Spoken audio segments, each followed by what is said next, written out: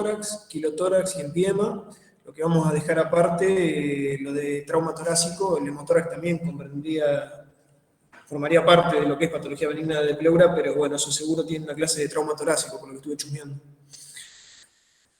Para empezar a hablar, bueno, de la cavidad pleural, está constituida, es una cavidad que muchos libros dicen que es una cavidad virtual, pero no es virtual, porque hay líquido, está el líquido pleural dentro de esta cavidad. La pleura tenemos dos hojas pleurales, la pleura parietal, que es la que recubre la pared torácica, y la pleura visceral, que es la que recubre el pulmón. La pleura son unas membranas muy finas de 0,2 a 0,5 milímetros, y entre medio de las dos hay líquido pleural. Derivan, bueno, del mesodermo, tiene una hoja mesotelial y otra hoja conjuntival. El intercambio de líquido a lo largo de un día es de más o menos 1 litro, 1,5 litros. A lo largo del día se va formando entre 0,5 y 2 mililitros de líquido por kilo de peso del paciente, y continuamente se está formando y absorbiendo. Tiene una capacidad de absorción muy grande. La pleura puede absorber 20 veces la formación normal de líquido. Eso en condiciones normales. Hay diferentes situaciones, tanto patológicas como fisiológicas, que disminuyen o aumentan la formación de líquido, como es el sueño, el reposo, la anestesia, el engrosamiento pleural de causa patológica, puede ser infecciosa o oncológica, la presencia de ocupación de este espacio, ya sea por aire o por líquido, como es por kilo en el caso de quilotórax, o por aire en el neumotórax, eso aumenta o disminuye la formación de líquido, depende de la situación muy puntual. La hiperapnea y el ejercicio. En esta imagen lo que podemos ver es una pleura normal, al ver que es muy finita, permite ver por detrás todo el paquete intercostal, se pueden ver las costillas, se pueden ver todos los vasos. ¿Sí? Como ya les había dicho, es de 0,2 a 0,5 milímetros, muy finita en condiciones normales.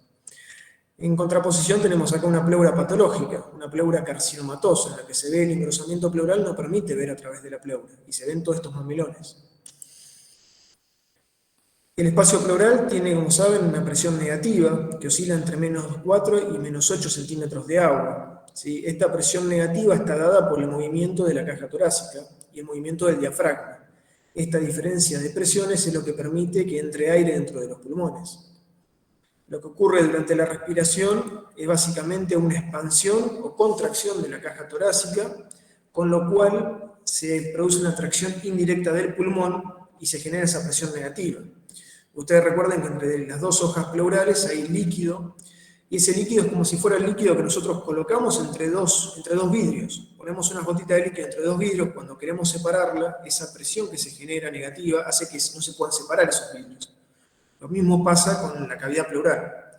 Ese líquido que hay entre las dos hojas pleurales hace una presión negativa que cuando el tórax se expande, tracciona indirectamente del pulmón y permite que ingrese aire.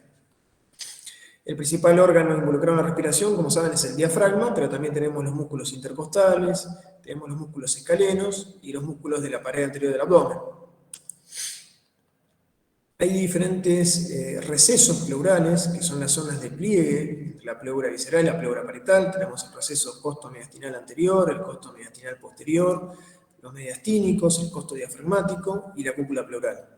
Los más importantes de estos son tres: el costo mediastínico anterior, el costo mediastínico posterior y el costo diafragmático, que son los lugares más declive, donde habitualmente se va a ir a acumular líquido. El aire, como ya habíamos dicho, entra por presión negativa, ¿sí? Y durante la expiración es el momento en el cual más positiva se vuelve la presión dentro del tórax, ¿sí? Siempre es negativa, pero es el momento que alcanza los menos 4 centímetros de agua. Hay diferentes situaciones en las cuales, se puede entrar aire o líquido y hace que esta tensión, esta presión negativa se pierda, ¿sí? Y genere el colapso del pulmón. En el caso del aire, cuando se produce un neumotórax, puede ser por una lesión traumática de la pared torácica o por una lesión pulmonar, en el caso de un neumotórax espontáneo. Ese ingreso de aire dentro de la cavidad pleural va a ocupar espacio, con lo cual va a ir comprimiendo de a poco el pulmón y restándole capacidad de expansión al mismo, sumado a que pierde esta presión negativa del espacio, que es lo que principalmente hace que el pulmón se expanda. Otras situaciones que pueden generar esto es la acumulación de líquido, ¿sí? Como en el caso de una condición que puede ser de causa sistémica, como la desnutrición o insuficiencia hepática, o una condición patológica como es un empiema, una infección dentro del espacio. Y el otro líquido que habitualmente se puede acumular, además de la sangre, es el quilo, ¿sí? Por compresión o por ruptura del conducto torácico. El ingreso de aire dentro de la cavidad pleural es lo que se define como neumotórax, ¿sí? Esto es lo que habíamos dicho. Habitualmente el neumotórax espontáneo tiene una curva de presentación bimodal, ¿sí? Y se presenta en la segunda y en la sexta década de la vida. En la segunda década de la vida está relacionado con lo que es las bullas congénitas, ¿sí? Son los pacientes longilíneos, pacientes altos, que tienen en los vértices pulmonares habitualmente zonas de debilidad, que son como los globitos que se hacen una pelota de fútbol. Son zonas en las cuales hay una pequeña lesión parenquimatosa, que en realidad no es una lesión, sino que el paciente nace así y se forma como un globito en el borde pulmonar. Esas son las bullas que habitualmente son congénitas a esa edad. Ya en la sexta, séptima década de la vida son producidas comúnmente por el cigarrillo.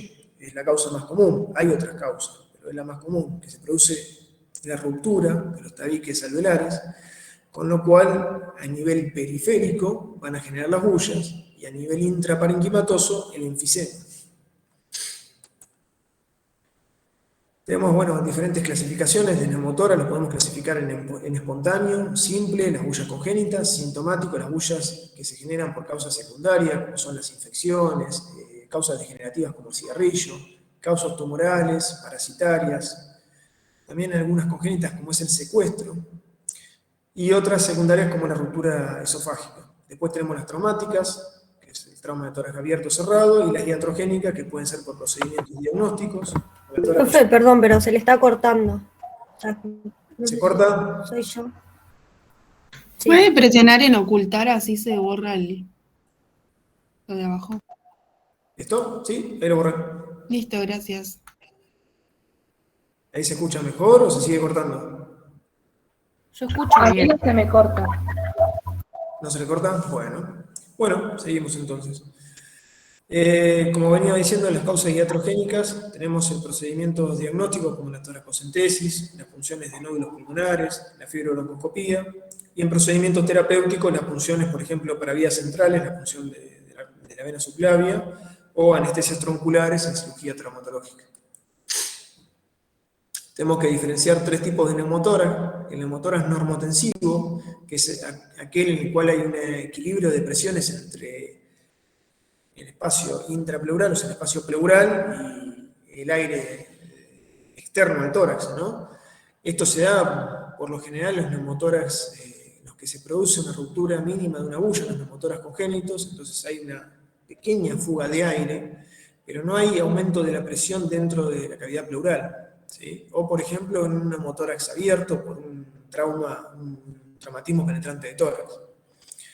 Después tenemos el neumotórax hipertensivo, en el cual la presión dentro de la cavidad pleural supera la presión externa, ¿sí? En estos casos en los cuales se da más comúnmente en situaciones de trauma o fracturas costales, y hay lesiones importantes del parénquima pulmonar, o pueden ser lesiones penetrantes, como una herida de arma blanca o una herida de arma de fuego, en las cuales las lesiones sobre el pulmón son importantes, entonces la fuga de aire del pulmón al espacio pleural es mucho mayor.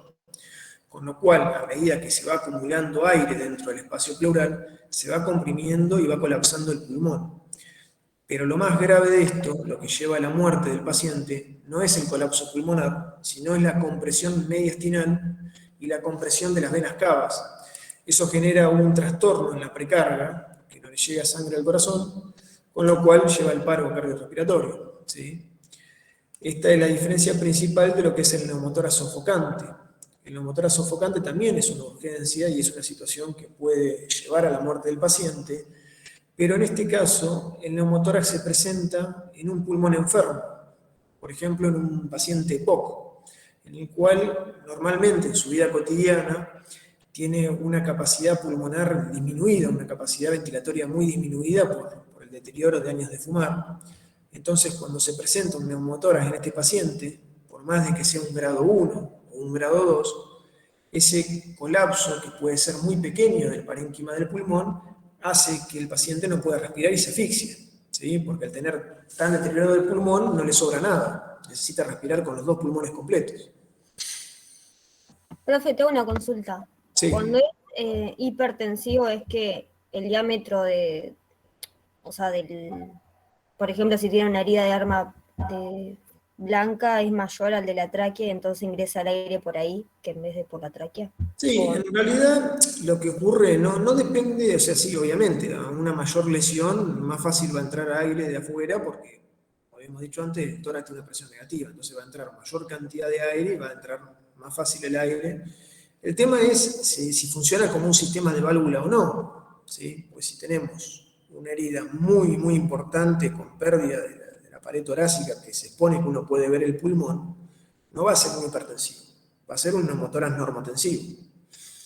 En cambio, si tenemos una herida de arma blanca, que hace que la presión negativa del tórax meta aire de afuera, pero cuando el paciente va a expirar no lo pueda sacar porque se colapsa la misma herida, hace que continuamente vaya metiendo aire, mete aire, no sale, y eso lo va generando el hipertensivo. ¿Sí? Básicamente es que el aire que entra dentro de la cavidad pleural no puede salir por fuera y entonces va comprimiendo cada vez más el pulmón y después comprime el mediastino. No sé si se entendió la explicación. Sí, gracias. Bien. Bueno, tenemos otra clasificación imagenológica, ¿sí? Que es la más usada, en grado 1, grado 2 y grado 3, ¿sí? Tomando en cuenta una línea medio clavicular. Grado 1 no llega a esa línea, grado 2 la alcanza la línea y grado 3 la sobrepasa. ¿Sí? Y hay otras clasificaciones, hay otra clasificación que, bueno, ahora no recuerdo el nombre propio, que simplemente lo clasifican en grado 1 y grado 2, dependiendo del despegamiento que hay del borde pulmonar con respecto a la pared torácica. Si el despegamiento del vértice es mayor a 3 centímetros o el despegamiento lateral es mayor a 4 centímetros, ya es un grado 2, menos de eso un grado 1. Pero bueno, esta que les acabo de dar es la más usada, esta de grado 1, grado 2, grado 3. En la Profe, y clínica, esta clasificación sirve tanto para normotensivo como para hipertensivo. sí, sirve para todo. Perfecto. Sí, sí, sí. Sí, igual de todas formas, ahora voy a hablar un poquito más del hipertensivo, ¿sí? Y vas a entender que por ahí la imagen en el hipertensivo no es tan importante. En cuanto a los síntomas, en la clínica vamos a tener un paciente cuando es espontáneo, con un dolor súbito, ¿sí? Que comúnmente se presenta ante un esfuerzo o un aumento de la presión respiratoria, ¿sí? De la presión dentro de la vía aérea. No necesariamente tiene que ser un aumento de un esfuerzo físico, sino puede ser un acceso de tos muy importante, por ejemplo, en un paciente asmático, puede ser durante el sueño, en una hiperventilación durante el sueño. Recordemos que estos pacientes tienen una zona de debilidad, entonces cuando aumenta la presión dentro de la vía aérea, rompen la bulla y hacen neumotórax. Eso genera este dolor de origen súbito, o dolor como en puntada de costado, lo describen como una puñalada, puede generar disnea, puede continuarse con tos. Cuando es espontáneo en un chico joven, un chico de 20 años, es muy bien tolerado habitualmente. Es común que el paciente consulte después de estar 2 o 3 días con dolor y también, lamentablemente, es muy común que los médicos clínicos que por ahí lo van a revisar no piensen inicialmente en un neumotórax y le digan que es algún dolor muscular. Entonces esto hay que tenerlo en la cabeza, porque es bastante común que uno se encuentre con un paciente que diga que consultó y le dieron un analgésico y no le hicieron una placa. Hay una tríada, que es la tríada de Galliard, que es la hipersonoridad, la ausencia de murmullo vesicular y la ausencia de vibraciones vocales. Todo está dado, obviamente, por ese colapso pulmonar, por el aire que ingresó. ¿Sí? La hipersonoridad durante la percusión y la ausencia de murmullo vesicular y la ausencia de vibraciones vocales a la auscultación. Esto es lo que yo recién decía del neumotórax hipertensivo. El neumotórax hipertensivo habitualmente se da en situaciones de trauma. Entonces no tenemos que esperar a hacer la placa para diagnosticarlo. Es una situación de urgencia. Nosotros tenemos a un paciente que tiene ausencia de ruidos auscultatorios, ausencia de murmullo vesicular, ausencia de vibraciones vocales, no se escucha ningún ruido dentro de ese emitórax. Tenemos ingurgitación yugular por compresión del mediastino y estamos en una situación en que el paciente está chocado y hipotenso. Si el paciente está en este contexto, no tenemos que esperar a hacer la placa, porque puede pasar que esperando hacer la placa nos quedemos sin paciente. Entonces lo que hay que hacer es evacuar ese aire, volverlo normotensivo. Y la forma de hacerlo básicamente con la punción con un aguja grueso o la colocación de un drenaje percutáneo, ¿sí? Rápidamente tenemos que volver ese neumotórax de hipertensivo a normotensivo, porque si no nos quedamos sin paciente. La maniobra por ahí es más fácil o más a la mano es la de punzar, ¿sí? En los libros, si uno se pone a leer libros viejos, hablan de punzar el segundo espacio intercostal en la línea medio clavicular con un aguacate grueso, y de esa forma ya permitimos que se equiparen las presiones, porque descomprimimos la cavidad al sacar el aire.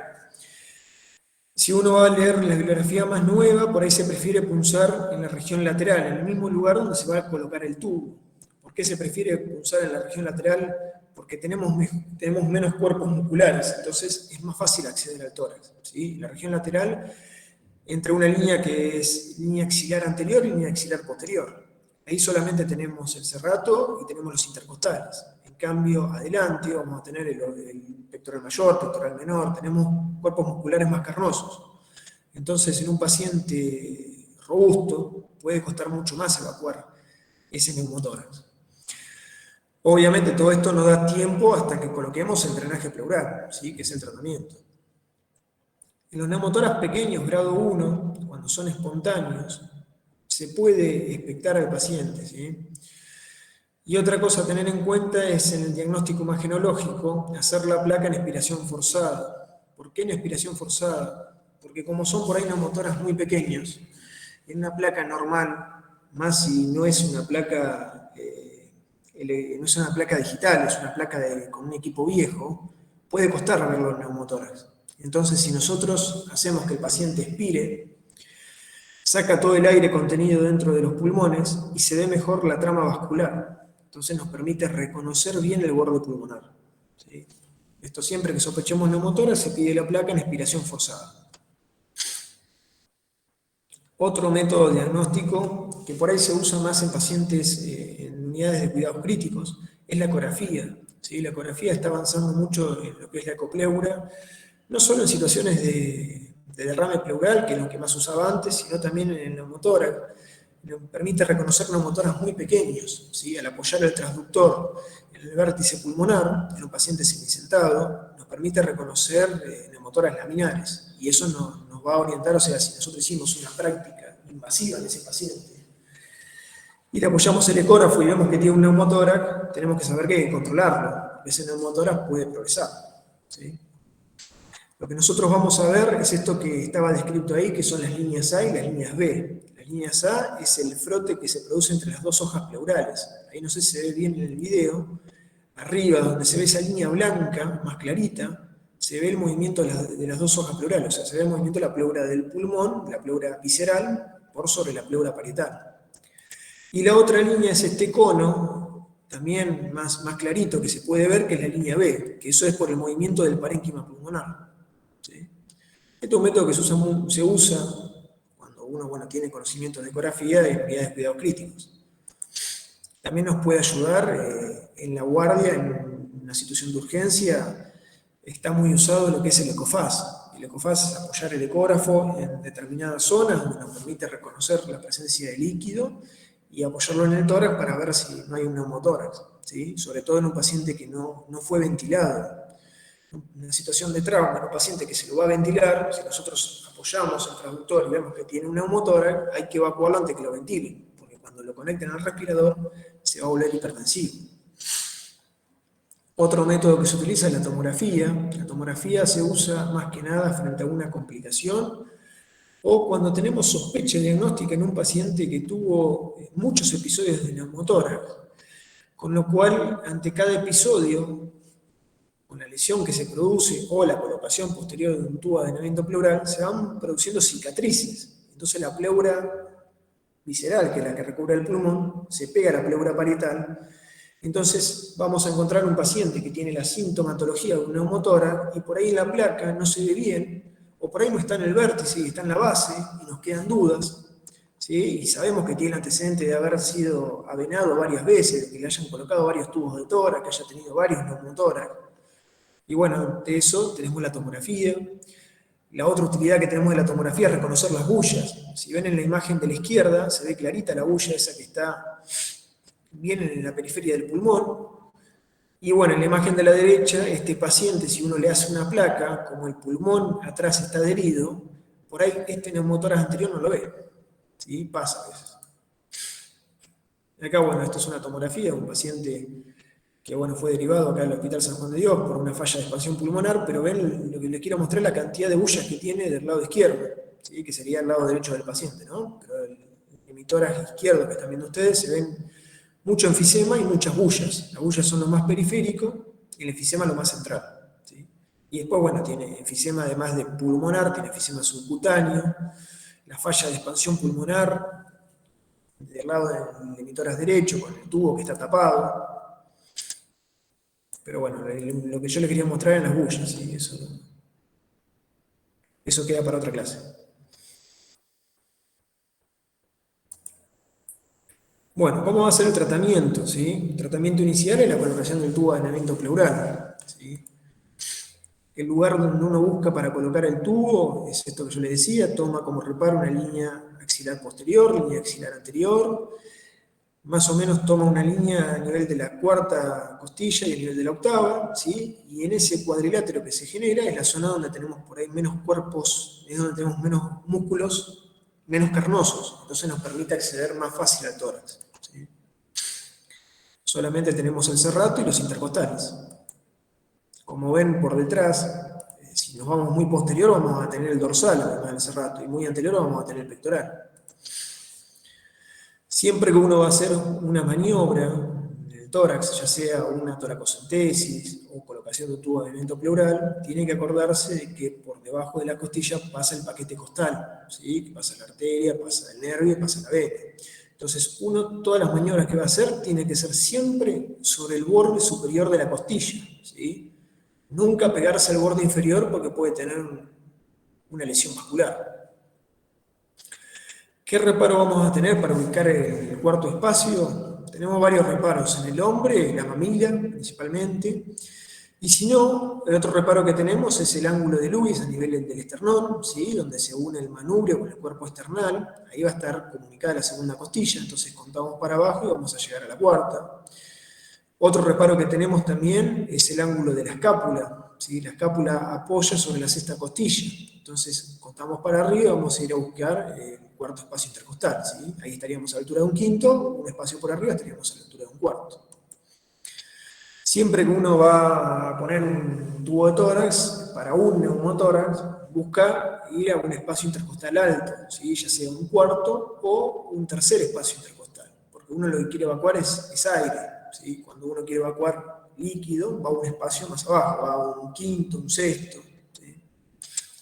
Por ahí tenemos suerte a veces si tenemos pacientes como este camillero que me cayó a mí, que tenía ya el tatuaje hecho a donde había que hacer la incisión. Ya venía con las instrucciones de cómo hacer la cirugía. Pero bueno, no es lo habitual. Esto es bastante cómico porque el paciente le sacamos la remera y nos encontramos con esto. El tipo había tenido un neumotórax y como era escalador, se había hecho un tatuaje por si tenía alguna urgencia y no podía avisar. Bien, los elementos que vamos a utilizar para la colocación de un tubo de aislamiento pleural va a ser el tubo, ¿sí? Que se ve acá a la derecha, bueno, el portaaguja, manos izquierdas, tijera, la anestesia local y el frasco sifón de Buleau, ¿sí? Esto es el frasco sifón más común que uno puede encontrar, pero hay de diferentes tamaños. Este tiene 850 mililitros, hay de 750 y hay unos botellones gigantes que son de 2,5 litros. Siempre usamos una pinza para dirigir para dónde queremos colocar el tubo tiene que tener al menos 2 o 3 fenestras, y marcamos, si ven un hilito que hay atado, ¿sí? Lo podemos marcar con un hilito, o marcarlo con otra pinza, es hasta dónde vamos a progresar el tubo, ¿sí?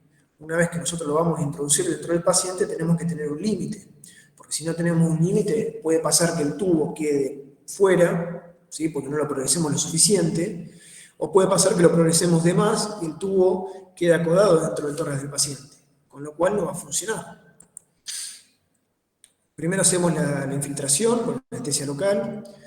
Si se puede, muchas veces se hace con acompañamiento del anestesista para que le haga una sedación al paciente y tenga menos dolor, pero si no se puede hacer con anestesia local.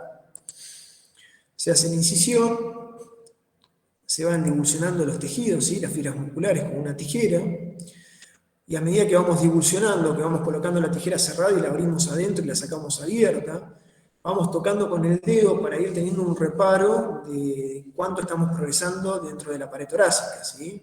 Para no entrar de golpe.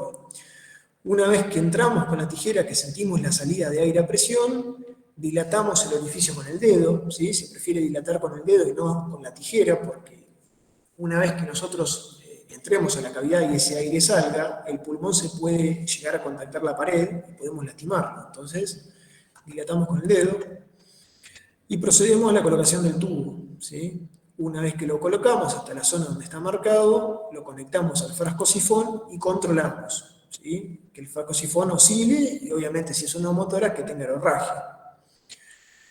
Esto es un detalle importante, el frasco sifón del tubo siempre va conectado a la rama larga, que va sumergida por debajo de la trampa de agua. Y la trampa de agua, ¿cuánto hay que sumergir esa rama? 2 centímetros, ¿sí? ¿Por qué es importante tener en cuenta esto de los 2 centímetros? Porque es muy común que la gente, los enfermeros, por ejemplo, estén acostumbrados, estén ya mecanizados a veces para preparar estos frascos y directamente le ponen 200 mililitros, porque este frasco, que es de 850 con 200 mililitros, conseguimos que se sumerja la rama a los 2 centímetros, pero hay frascos de diferente tamaño.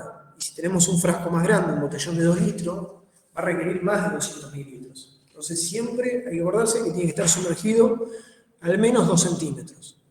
Eso lo que va a permitir es que el aire salga del tórax y no vuelva a entrar, ¿sí? Actúa como un sistema de válvula. Una vez que nos cercioramos que tenemos una correcta semiología, fijamos el tubo y nosotros acá habitualmente le damos este puntito, 2 hilitos de lino que ven acá, que es un punto en U, para que cuando saquemos el tubo, con ese punto lo anudamos y cerramos la herida. Y de esa forma dejamos la herida bien hermética. Ahí se ve, bueno, como ya está colocado. Hay otro tipo de drenajes, esto que le decía para la urgencia, que son los drenajes percutáneos, que son estos drenajes de silicona que vienen con un mandril, con un punzón adentro. Y para la colocación de estos drenajes no se requiere instrumental quirúrgico, simplemente con hacer una bonda de anestesia y una incisión con el bisturí, después lo colocamos por punción. Es como si colocáramos, como si apuñaláramos al paciente, ¿sí? Uno lo va colocando, va presionando con una presión controlada y va a sentir cuando entra dentro de la cavidad pleural. Una vez que entra dentro de la cavidad pleural, deja de progresar el mandril y progresa el tubo, ¿sí? ¿Cuáles son las características del drenaje que necesitamos para que sea un drenaje que nos sirva? Que sea resistente a la oclusión, ¿sí? Hay que acordarse que va a estar comprimido por los cuerpos musculares, entonces tiene que ser un drenaje resistente a la oclusión. Tiene que ser maleable, de preferencia que no sea rígido. Muchas veces en hospitales que no se hace cirugía torácica, los tubos son tubos de aspiración, entonces son tubos que, si bien resisten a la oclusión, ya se pasan de rígido y generan mucho dolor al paciente. Entonces lo ideal es que sean tubos de silicona. Tienen que tener al menos 2 o 3 fenestras, y el diámetro interno, si es para sacar aire, tiene que ser de al menos 6 milímetros, si es para sacar líquido, de al menos 8 o 9 milímetros. Y el largo del tubo también, no superar el 1,5 metros, porque si no ya es incómodo para el paciente, ¿sí? Esto de que también que sea resistente a la oclusión es lo que nos permite en algunas situaciones colocar la aspiración al paciente. Bueno, esto es lo que yo le decía, que para los tubos de tórax, para el neumotórax, buscamos una situación más superior, una altura más superior, un tercer, un cuarto espacio intercostal, y para líquido una zona más declive. Esto, bueno, son ejemplos de malas colocaciones de tubos. Acá en la primera imagen, se ve la primera imagen de la izquierda, un tubo que pega un rulo dentro de la cavidad torácica del paciente. En la imagen que le sigue, el tubo está acodado, ¿sí? Se lo ha acodado. En la otra que le sigue no es un tubo de tórax, es un tubo de látex, entonces esto no sirve, no evacúa bien el aire, porque lo comprime el músculo y lo colapsa. En la imagen de abajo de la izquierda vemos un tubo que se progresó por demás, ¿sí? Y no provocó una lesión mediastinal de milagro. En la otra imagen vemos un tubo que está por fuera del tórax, ¿sí? En pacientes, cuando son flaquitos es fácil colocarlo, cuando son pacientes muy robustos, a veces cuesta colocar el tubo porque tiene una pared torácica bastante gruesa, ¿sí? Entonces por ahí puede pasar que no lo coloquemos correctamente y quede metido en el celular, ¿sí? Ha pasado eso. Esto que lo que le decía, recalcar de 2 centímetros, porque tenemos diferentes frascos sifón. Este botellón de la derecha es un botellón que tiene más de 1 litro. Bien, en cuanto a la semiología del frasco sifón, ¿qué es lo que hay que controlar? El débito de líquido que pueda llegar a salir, la presencia de aerorragia, ¿sí? Hay que diferenciar si es una aerorragia de alto débito o bajo débito, y eso lo reconocemos haciéndolo al paciente que haga maniobra de Valsalva. Si el paciente habla o respira y el frascosifón burbujea, es una fístula de alto débito. Si para que burbujee el paciente tiene que toser, tiene que hacer fuerza dentro de la cavidad, esa es una fístula de bajo débito. ¿Sí? Esto nos da parámetros a nosotros de cómo va a ser la evolución de ese paciente. Hay que controlar que el tubo oscile, ¿sí? Si el tubo recién colocado no oscila, algo está pasando con eso. O se tapó, o está acodado, le tenemos que hacer una placa control y verificarlo, porque algo está ocurriendo con eso. ¿Sí? Esto es lo que yo le decía, todos los días cuantificar y ver qué tipo de líquido sale, cuánto líquido sale por día, ¿sí? Porque esto, no tanto en neumotórax, pero sí en derrames pleurales, nos va a dar la pauta para poder retirar el tubo. ¿Y cuáles son las 3 características que nosotros necesitamos, las 3 condiciones que necesitamos para que un paciente con neumotórax ande bien, que tenga un correcto funcionamiento del drenaje pleural y del frascosifón, ¿sí? Que tenga una movilización precoz y que haga kinesiología, ¿sí? Porque nosotros necesitamos que ese pulmón expanda, más allá de que por ahí se bloquee y que al segundo o tercer día ya no tenga más aerorragia. Necesitamos también que en la placa el pulmón esté correctamente expandido. Entonces, muchas veces estos pacientes necesitan kinesiología que los ayude, kinesiología respiratoria. Una herramienta que tenemos cuando tenemos fallas de expansión o cuando tenemos fugas aéreas importantes es poder conectarlo a aspiración, ¿sí? Este frasco del medio, de la imagen que hay 3 frascos, el frasco de la izquierda, es el frasco con válvula de Janeret. ¿Sí? Esto tiene una cánula larga que se sumerge en el agua y tiene 2 cánulas más cortas. Una va conectada al paciente y la otra va conectada a un frasco trampa o a la aspiración. Puede ir a un frasco trampa primero y después a la aspiración o puede ir directamente a la aspiración. ¿Para qué nos sirve este frasco? La cánula larga, que está abierta al aire ambiente y está sumergida sobre el agua, es la que nos va a dar la regulación de la presión, ¿sí? La presión con la que vamos a aspirar al paciente va a estar dada por la cantidad de líquido en la cual está sumergida, ¿sí? Si nosotros sumergimos por debajo de 20 centímetros de agua, de 30 o de 40, eso es lo que nos da la presión de aspiración. ¿Por qué necesitamos esto? ¿Por qué no conectamos al paciente directamente a la aspiración de la pared? Porque la aspiración de la pared está estudiado que a lo largo del día, por las diferentes condiciones de presión, de temperatura, va variando, no es una aspiración constante, ¿sí? Entonces es muy difícil regularle la presión, además de que los flumíter no andan bien habitualmente en los hospitales públicos, entonces no podemos regular correctamente la presión de la pared, pero al colocar esta válvula, nosotros podemos asegurarnos de que en todo momento el paciente tenga una aspiración o de 20 centímetros de agua, o de 30 o de 40, ¿sí? Lo que más comúnmente se usa es entre 20 y 40 centímetros de agua, ¿sí? Hay sistemas más modernos que hay en el ámbito privado, que son los Pleurovac, que son estas valijitas que tenemos todo, cumple todas las funciones en uno. ¿Por qué? Cumple la función de frasco sifón, ¿sí? De frasco bitubulado, a la vez también se le puede conectar aspiración, y además también tiene una zona donde nosotros podemos punzar para tomar muestras de líquido, ¿sí? Es ideal tener esto, pero bueno, son bastante costosos, cuestan, la última vez que pregunté, entre 150 y 300 dólares cada una de estas valijitas y son descartables, entonces no se pueden usar en el ámbito público, o no es común que haya. Otra válvula que tenemos es la válvula de Hemlich-Croza, que es esta válvula en la cual permite la salida de aire, esto se conecta al tubo del paciente y se usa más comúnmente para los traslados del paciente, ¿sí? Esta válvula lo que permite no depende de un nivel de agua, ¿sí? Sino de 2 membranas de silicona que permiten que pase el aire en una sola dirección y vuelva a entrar. ¿Por qué es importante esto? Porque es muy común que en los traslados, por ejemplo, de hospital a hospital, incluso de localidad a localidad, el enfermero o el camillero coloque el frascosifón por encima del paciente. Y si hace eso, ya el sistema de trampa no funciona. Y el sistema se invierte, el líquido y el aire empieza a entrar a la cavidad pleural, ¿sí? Nosotros necesitamos que esté en una posición más declive para que eso funcione. Entonces, al conectarle esta válvula, que no depende de la altura, ¿sí? que no está dado por un nivel de agua, nos permite asegurarnos de que el paciente durante el traslado, ya sea que el frasco sifón se lo pongan a la altura de la cabeza, no ingrese el aire ni el líquido del frasco al emitoras del paciente. ¿Cuándo vamos a sacar nosotros ese tubo de aislamiento pleural? Cuando no haya fuga de aire, cuando la placa del pulmón esté correctamente expandido, ¿sí? Y cuando el débito de líquido sea menor a 200 mililitros. Esas son las tres condiciones en las cuales nosotros podemos retirar el tubo de aislamiento pleural, ¿sí? Para retirarlo, habitualmente se requiere de dos individuos, uno que traccione el tubo y el otro que cierra la herida, anudando ese punto que yo les había explicado. Y se necesita de la colaboración del paciente, ¿sí? El paciente lo que se le pide habitualmente es que respire hondo, ¿sí? Que llene bien los pulmones de aire y luego que exhale y largue todo el aire de los pulmones. En el momento en el cual ya no puede exhalar más, ahí tiene que contener la respiración y en ese momento retiramos el tubo.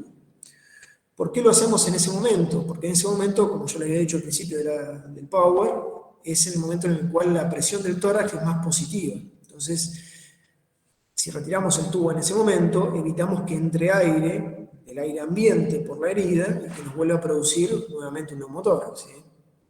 Entonces es fundamental la colaboración del paciente. Si el paciente respira en el momento que sacamos el tubo, no solo va a entrar aire por la nariz, sino que va a entrar aire por la herida. Y en la placa control nos vamos a encontrar que tenemos una falla de expansión pulmonar. El tratamiento definitivo va a ser ir a tratar las bullas, ¿sí? Se puede hacer por cirugía convencional o por cirugía laparoscópica. Se prefiere la cirugía laparoscópica, pero bueno, dependemos de que el paciente sea candidato para esto, ¿sí? ¿Por qué dependemos de que el paciente sea candidato? Si el paciente es un paciente joven, un chico con pulmones relativamente sanos de 20 años, no va a haber problema en poder operarlo por toracoscopía, porque nosotros para operarlo necesitamos que el paciente durante la cirugía, el pulmón que vamos a operar esté colapsado, ¿sí? Y que solamente respire con el otro pulmón, con el pulmón sano, con el contralateral, ¿sí? Para generar espacio y poder trabajar. Si el paciente no tolera tener un pulmón colapsado durante la cirugía, no se puede operar por toracoscopía, y hay que operarlo por cirugía convencional. Acá, como ven, se ve el complejo bulloso, ¿sí? Apical del pulmón, el pulmón está todo colapsado, esas manchas negras que ven sobre el pulmón es antracosis pulmonar, depósito de todo el humo del cigarrillo, ¿sí? Del tabaco, del humo, toda la porquería del cigarrillo. Bueno, ahí se ve bien la bulla, una vez identificada se la libera, ahí tiene una adherencia a la bulla. Es común que estos pacientes que tienen estos complejos bullosos tengan adherencias de episodios anteriores de neumotórax o de colocaciones de tubo. Bueno, se liberan las adherencias y se va a ir a proceder a utilizar una sutura mecánica, que esto por ahí lo habrán visto en algún práctico de cirugía. Son como si fueran las clipadoras de los ganchitos de papel, que lo que hacen es hacer dos hileras de ganchito y en el medio pasa una cuchilla que corta. Entonces, corta y sella al mismo tiempo, ¿sí? Y eso nos permite hacer la resección pulmonar.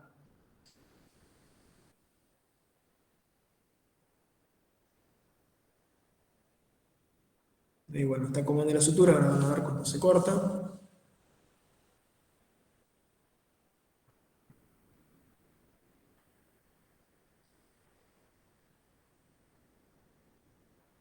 Ahí ven que va corriendo la cuchilla. Una vez que termina, ahí se ven las dos hileras de ganchito, de clips, ¿sí? Y cómo se cortó el pulmón en el medio. Lo que es la cirugía toracoscópica tiene dos etapas. Una es la resección de las bullas y la segunda es irritar la pleura parietal con una gasita para generar que cuando el pulmón se expanda se pegue, ¿sí? Para que en el futuro, si estos pacientes, que son pacientes jóvenes, desarrollan nuevas bullas, no vuelvan a hacer neumotórax o hagan neumotórax más de grado menor, ¿sí? Porque el pulmón, al irritar la hoja de la pleura parietal, va a hacer que se pegue a la pleura visceral del pulmón, entonces no se va a colapsar ese pulmón, va a tener adherencia, va a tener cicatrices. Profe, perdón, no te entendí la palabra. O sea, te entendí para qué se hace, pero no qué es lo que se hace en segunda Lo que se intención. hace, se raspa la pleura con una gasita. ¿Sí? Con una gasa se raspa la pleura parietal, se raspa la pared del pulmón. A veces también se lo quema con un hook, con un electro de un elemento de corte y coagulación. Al irritar esa pleura, lo que nosotros buscamos es que cuando el pulmón se expanda, se pegue esa pleura, cicatrice sobre esa pleura, genera adherencias. Entonces, si en el futuro el paciente se le rompe otra bulla que desarrolló con los años, ese pulmón va a estar agarrado, va a estar anclado de la pleura parietal, no se va a colapsar. ¿Sí? ¿Ahí se entendió? Sí, perfecto. Bueno, y después esto es lo que yo le decía de cirugía convencional, son pacientes, como ven, este pulmón es un pulmón negro, tiene antracosis importantísima, es un paciente que tiene el pulmón destruido, no tolera la cirugía laparoscópica. Acá, bueno, hay 2 separadores porque justo es un paciente muy robusto, muy grandote y por eso se necesitaban 2 separadores, pero no es lo habitual, la herida no es tan grande, ¿sí? No se asusten. Pero bueno, ahí se ve el gran complejo bulloso que había que resecar. Y te hago otra pregunta. Cuando vos decís que se hace en 2 tiempos, o sea, una cirugía en 2 tiempos, o se hacen 2 partes distintas en la misma cirugía. Claro, 2 partes distintas en la misma cirugía. Primero se reseca el complejo bulloso y después se raspa la pared de la pleura. ¿Sí? Pero es durante la misma cirugía, no es que son 2 cirugías distintas. Bueno, el derrame pleural lo vamos a definir como la acumulación de líquido dentro del espacio pleural, ¿sí? Habitualmente se da por un aumento en la formación o por un trastorno en la absorción, ¿sí? Está relacionado a causas infecciosas o a causas oncológicas cuando hay un engrosamiento pleural, ¿sí? En este caso lo que nos compete a nosotros es la causa infecciosa. Siempre que tenemos un derrame pleural es importante poder punzarlo, ¿sí? Siempre que se pueda, para definir si es un exudado o un trasudado. Eso nos va a ayudar a orientarnos en cuál es la etiología de ese derrame. ¿Sí? Tenemos los criterios de Light, los cuales se miden en ese líquido pleural. Vamos a tomar como relación el líquido pleural con respecto a la sangre. ¿Sí? Si tenemos mayor cantidad de proteínas en el líquido pleural que en la sangre, eso nos tira para un exudado. Si tenemos mayor concentración del LDH, o si la concentración del LDH es superior a la esperada para un líquido pleural normal, si tenemos 2 de estos 3 criterios, nos hace diagnóstico de exudado. ¿Sí? Si tenemos uno solo o ninguno, trasudado. ¿Sí? En ese caso, si es un trasudado, habitualmente es de causa sistémica, como puede ser la desnutrición, la ascitis, la insuficiencia renal, la insuficiencia hepática. ¿Sí? Y después tenemos las causas de exudado, que pueden ser causas oncológicas, causas infecciosas, pueden ser enfermedades autoinmunes, ¿sí? Hay un montón de causas. Pueden ser otras condiciones como condiciones abdominales, como la presencia de abscesos abdominales, de pancreatitis, pueden ser un montón de otras causas. ¿Cómo nosotros lo vamos a diagnosticar? Semiológicamente, el paciente puede presentarse con dolor, con tos, con disnea, y al examen físico vamos a percutir y vamos a notar que cuando empezamos a percutir desde el vértice hasta la base, llegamos a una zona de matidez. En esa zona va a haber ausencia o disminución de las vibraciones vocales, se va a ocultar el soplo pleurítico, ¿sí? Que es muy común que se escuche, hay abolición del murmullo vesicular. Estas maniobras semiológicas nos permite orientarnos hasta dónde llega el derrame, ¿sí? Acompañado obviamente de una placa, de una radiografía, y si se puede, lo ideal, de una ecografía. Nosotros, si tenemos disponibilidad del ecógrafo, usamos el ecógrafo para ubicar ese derrame pleural y orientar la punción. Siempre que vamos a punzar un paciente, preferimos que el paciente esté sentado, con los brazos apoyados sobre una mesa, ¿sí? Cosa de que el líquido esté en una zona más declive. Al momento de punzar, acordarse de que uno tiene que punzar por sobre el borde superior de la costilla, ¿sí? Nunca ir por el borde inferior, y siempre punzamos aspirando. Se le hace una bonda de anestesia, ¿sí? Hacemos todas las maniobras semiológicas, marcamos con un fibrón la piel donde nosotros está el borde del líquido, ¿sí? Donde reconocemos que está el borde del líquido, y por debajo hacemos la punción. Primero hacemos una bonda de anestesia de lidocaína, y después punzamos, siempre aspirando y siempre con técnica estéril, ¿sí? Porque no hay que contaminar esa cavidad no está contaminada, no la tenemos que contaminar. Tenemos que limpiar bien la piel con una solución que puede ser clorexidina o iodopovidona para remover las bacterias de la piel y tratar de mantener una condición de esterilidad. ¿Qué líquido podemos sacar? Bueno, podemos sacar líquido citrino, un trasudado, una TBC, podemos sacar líquido lechoso, en el caso de pilotórax, un líquido purulento cuando está infectado, o un líquido seromático en condiciones tumorales. También puede en tuberculosis haber un líquido seromático. Si el paciente tiene un derrame pleural muy importante, podemos aprovechar la ocasión para hacer una biopsia de pleura. Esta aguja que ven acá se llama aguja de Cope. Esto lo que se hace una punción primero con la primera aguja que se ve la de más arriba, que adentro tiene un punzón, ¿sí? Se punza una vez que entramos dentro de la cavidad pleural, que notamos porque hay una disminución de la resistencia. Sacamos el punzón, conectamos una jeringa, aspiramos, tomamos muestras de líquido, y luego introducimos el introductor que está, la aguja que está más inferior, la imagen más inferior, que es el trocar que va a cortar, ¿sí? Va a tomar la muestra de pleura. Esto le introducimos por dentro de la camisa de trabajo, y como ven en la punta tiene como una forma de anzuelo, entonces cuando retiramos, arrancamos un pedacito de pleura. Son pedacitos muy chiquititos, este procedimiento habitualmente lo hacen los neumonólogos, ¿sí? Muchas veces sirve para diagnóstico de enfermedades infecciosas, como son la tuberculosis. Para enfermedades oncológicas es muy poquito material, no es común que al patólogo le alcance para hacer un diagnóstico, pero bueno, a veces se puede hacer un diagnóstico. En situaciones, oncológicas o derrames pleurales recidivantes en pacientes que están muy deteriorados y que con medicación no podemos controlar ese derrame pleural y que requieren múltiples punciones, lo que podemos usar es la pleurodesis. Si bien está más utilizado para lo que es el derrame oncológico, también en pacientes muy deteriorados se puede utilizar, ¿sí? ¿Qué es lo que nosotros buscamos con la pleurodesis? Es irritar, nuevamente, como ya les dije antes, la pleura parietal para que el pulmón se pegue y no deje espacio, ¿sí? Para convertir ese espacio pleural en un espacio virtual, para que no haya espacio donde se junte líquido.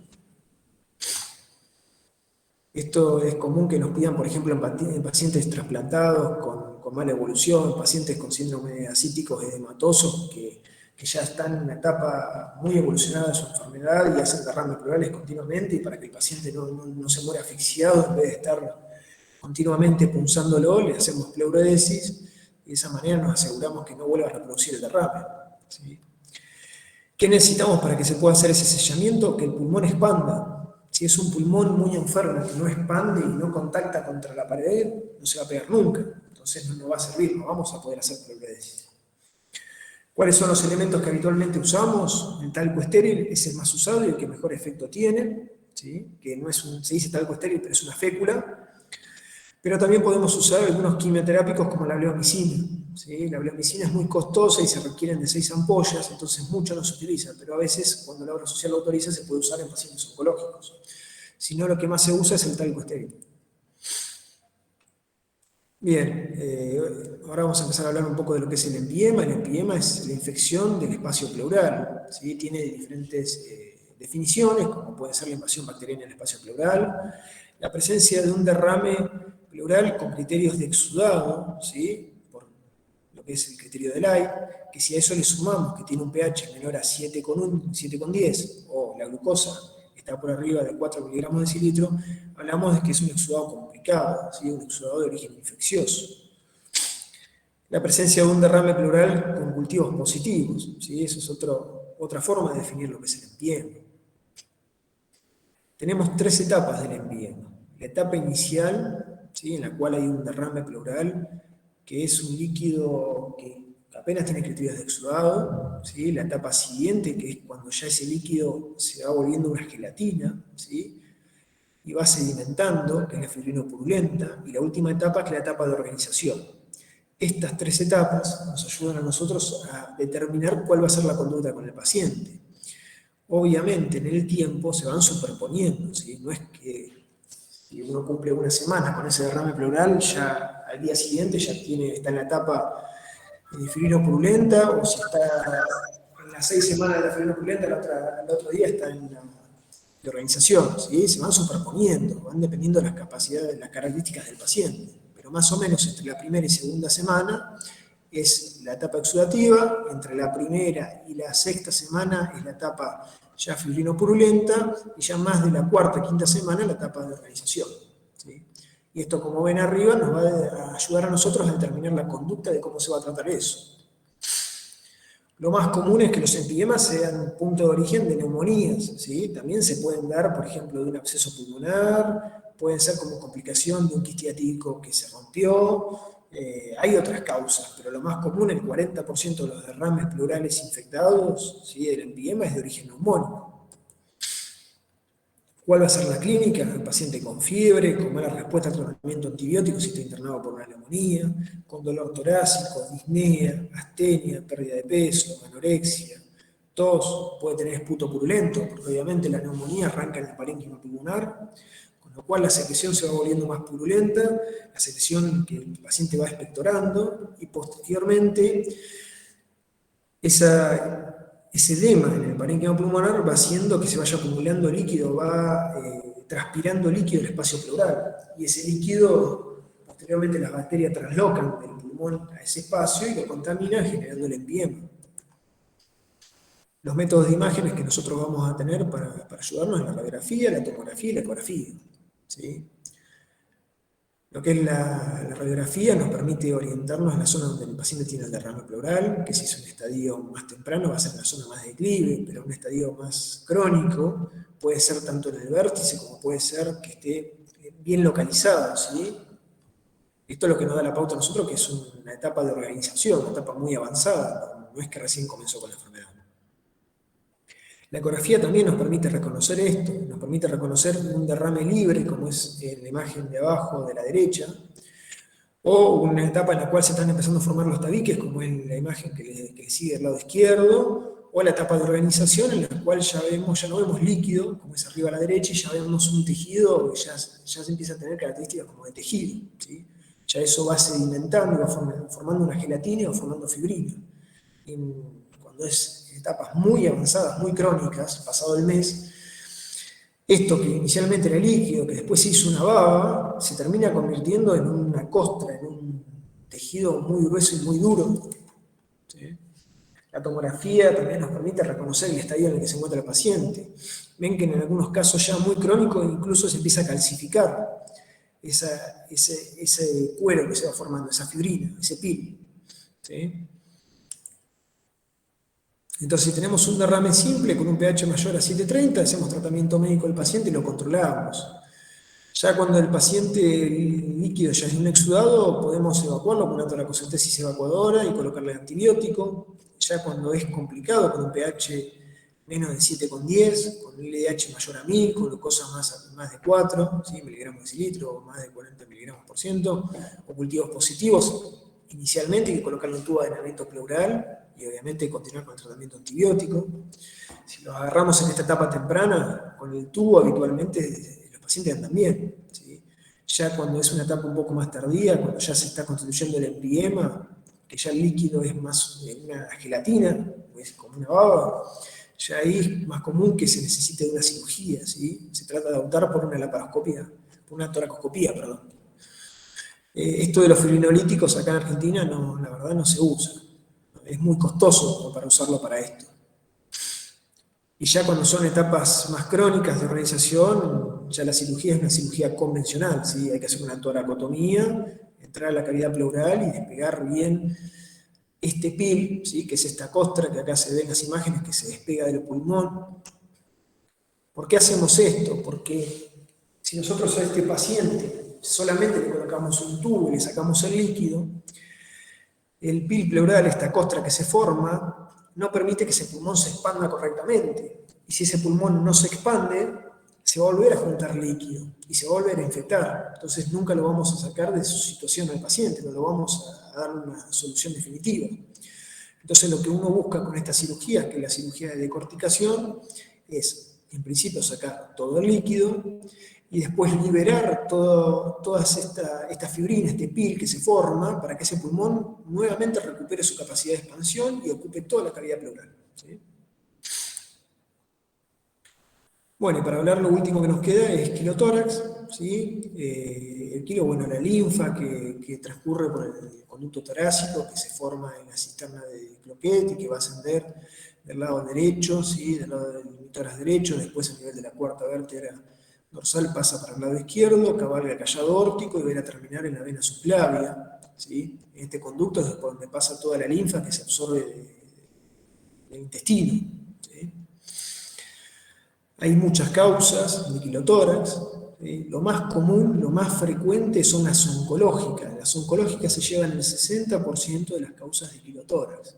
Y dentro de esas, lo más común es el linfoma, ¿sí? Después tenemos las causas infecciosas, como la tuberculosis, que también es muy común, y lo menos común son las causas traumáticas, ¿sí? Iatrogénicas por una cirugía, una esofaectomía, o una cirugía de resección pulmonar, o una cirugía cardíaca, o las no iatrogénicas, las que pueden ser por una herida penetrante, un trauma vertebral o un trauma en el trabajo de parto, ¿sí? Por la tracción del feto se lo traumatice, puede producirse la lesión del conducto torácico. Otras causas no traumáticas poco frecuentes, bueno, pueden ser algunas congénitas por fístulas del conducto torácico o misceláneas, como son los cuadros amiloidosis, cirrosis, sarcoidosis, síndrome nefrótico. Pero lo más común, ¿sí? Cuando ustedes están frente a un paciente con quilotórax, es que sean de origen maligno y que sean por linfoma, ¿sí? Es lo primero que hay que descartar. ¿Cuáles son las características de este líquido? Este líquido es un líquido blanco lechoso, ¿sí? Es un líquido que no tiene olor. Uno punza al paciente, saca esto y es como sacar leche y no tiene olor a nada. Si tiene un olor fuerte, un olor a podrido, bueno, piensa que es un cuadro infeccioso y que no es un quilotórax, obviamente. Pero si es un líquido lechoso sin olor, hay que mandarlo a estudiar al laboratorio porque probablemente sea un quilotórax. Normalmente por el conducto torácico pasa bastante cantidad de líquido al día, entre 1,5 litros y 2 litros. Entonces, cuando hay una lesión traumática, se vela rápidamente el hemitórax, se llena el hemitórax de líquido, ¿sí? Cuando es una situación traumática que uno la lesiona, después de la cirugía, enseguida reconoce que el paciente empieza con derrames muy importantes de líquido. Y las características, según los criterios de la ISO, es un exudado no complicado, ¿sí? Como ven, es como si fuera leche. ¿Qué es lo que nos va a permitir a nosotros, bueno, diagnosticarlo? La clínica, ¿sí? La sospecha, las imágenes donde vamos a evidenciar el derrame pleural y los métodos de laboratorio, ¿sí? Cuando nosotros lo mandamos a analizar, además de solicitarle los criterios del AI, vamos a solicitar triglicéridos, ¿sí? Colesterol, kilomicrones, si se puede, es lo ideal, ¿sí? Porque la presencia de kilomicrones es lo que más diagnóstico hace, pero no lo hacen en todos los laboratorios. Proteínas, pH y linfocitos, ¿sí? De todos estos criterios de laboratorio, el más importante es la presencia de kilomicrones, que no lo hacen en todos lados, lo hacen en lugares que se dedican a patología torácica, y si no, en los triglicéridos, ¿sí? Si tiene más de 110, estamos frente a un quilotórax.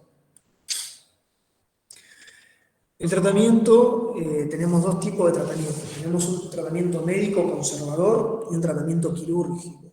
El tratamiento médico conservador se utiliza para los pacientes que tienen quilotórax de causas sistémicas, ¿sí? Por ejemplo, los pacientes oncológicos, los pacientes con una tuberculosis. Para esos pacientes hay que tratar la condición de base, que es la tuberculosis o la enfermedad que se lo produce, y además hay que darles una dieta especial que sea pobre en ácidos grasos de cadenas largas. Si nosotros les damos esta dieta especial y con eso disminuimos el débito que nos sale de la formación de líquido pleural, o sea, la formación del quilotórax, ¿sí? Lo disminuimos a por debajo de 200 mililitros día, entonces ya podemos dar por sentado que ese tratamiento conservador está funcionando. Si nosotros con el correr de los días, el débito que sale, ya sea por punción o por la colocación de un tubo, vemos que sale más de 200 mililitros por día a pesar de hacer la dieta, hay que considerar poner en ayuno al paciente y nutrirlo por vía parenteral, ¿sí? Porque nosotros lo que tenemos que disminuir es la absorción de esos ácidos grasos de cadenas largas a nivel intestinal. Entonces, si ese paciente, a pesar de que cumple la dieta rajatabla, sigue formando más de 200 mililitros de líquido por día, tenemos que suspenderle la vía oral y colocarle nutrición parenteral hasta que el tratamiento de base, ¿sí? Hasta que el tratamiento de su tuberculosis o de su condición oncológica empiece a hacer efecto. ¿Por qué es tan importante esto? Porque por esa linfa hay nutrientes muy importantes para el cuerpo del paciente, hay electrolitos, hay líquido, entonces el paciente, con el correr del tiempo, si pierde gran cantidad de linfa a través del tórax, se empieza a desnutrir, se empieza a deshidratar, va a empezar a alterar el ionograma, ¿sí? Y se nos va a deteriorar rápidamente. Un paciente con una pérdida de 500 mililitros día en una semana queda desfondado, se destruye el paciente. Después se empieza a sobreinfectar, lo lleva a la muerte. Y la otra forma de tratamiento es el manejo quirúrgico, ¿sí? Que es la ligadura del conducto torácico. Esto es lo que yo le hablaba del manejo médico, ¿sí? La dieta rica en triglicéridos de cadenas cortas, pobre en triglicéridos de cadenas largas, evaluar la nutrición parenteral cuando se la necesita, incluso se puede ayudar con el uso de eutrótido o somatostatina, que inhibe las secreciones biliares, biliopancreáticas, y hay que reponer líquidos y reponer electrolitos para evitar las alteraciones que nos va a generar el ionograma, ¿sí? ¿Sí? Pérdida de potasio nos puede generar arritmias. Y bueno, el tratamiento quirúrgico, que es ir a buscarla y hacer la ligadura del conducto torácico, ¿sí? Por lo general se prefiere ligar a nivel de ser en el mitoras derecho, por encima del diafragma, ¿sí? Ahí es donde se lo busca. Un método que nos ayuda para poder identificarlo, muchas veces cuesta porque por ahí son pacientes que al tener engrosada la pleura cuesta ubicar dónde puede estar. Entonces lo que le damos es durante la cirugía, a través de una sonda nasogástrica, le inyectamos crema con azul de metileno, entonces esa crema se absorbe rápido a nivel intestinal y nos tiñe el conducto torácico con el azul de metileno. Entonces nos permite reconocerlo y poder ir a ligarlo, ¿sí? Esto se puede hacer tanto por toracoscopía como por cirugía convencional. Así que bueno, chicos, con esto ya terminaríamos la clase. ¿Tienen alguna pregunta? ¿Cuánto tiempo tenés al paciente con nutrición en caso de que no disminuzca el débito para decir, bueno, no hago cirugía, por ejemplo? Y lo tenés que ir controlando en función del débito. Si vos ves que pasan 5 días y el paciente no mejora, y ya tenés que tomar una conducta más activa, ¿sí? Pero también te va a dar eso la enfermedad de base, ¿sí? Si es, por ejemplo, un linfoma, el uso de corticoides rápidamente lo mejora al paciente. Si es una tuberculosis, la medicación lleva un poco más de tiempo, ¿sí? Es raro que si el paciente anda con el método conservador pase más de 5 días, una semana con un débito superior a los 200 mililitros. Ya si te pasa 5 días, una semana, ya tenés que pensar en una conducta quirúrgica, ¿sí? Incluso en pacientes en los cuales por su condición, por su estado muy lábil, no se los puede operar, una opción también para estos pacientes es hacer pleurodesis, ¿sí? Nosotros les tiramos talco para hacer que el pulmón se pegue y que no haya espacio. Entonces, de una forma mecánica, que es el hacer que el pulmón se pegue a la pared y no quede espacio donde juntarse líquido, hacemos como de tapón para que no siga perdiendo líquido por ese conducto torácico, ¿sí? Lo que pasa a veces también es que al hacer la pleurodesis de un lado, te empieza a hacer el quirotórax del otro. Pero bueno, son pacientes que habitualmente están bastante deteriorados y tienen enfermedades bastante avanzadas.